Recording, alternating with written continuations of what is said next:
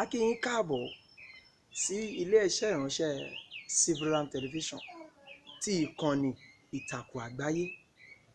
Ohun tó gbé wa wá ní àrọ̀ ọ̀tun kò ju nítorí àròjinlẹ̀.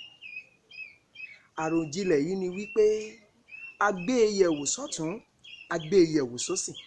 A rí i wípé èdè abínibí wa, èdè ìyá wa, ó ti ń lọlẹ̀ ní àwọn ibì kọ̀ọ̀kan. Ṣùgbọ́n a wá wò ó jinlẹ̀ wípé ní ayé àtijọ́, a mọ̀ wípé tí àwọn bàbá wa bá fẹ́ sọ̀rọ̀, òwe ló fi ń bára wọn sọ̀rọ̀.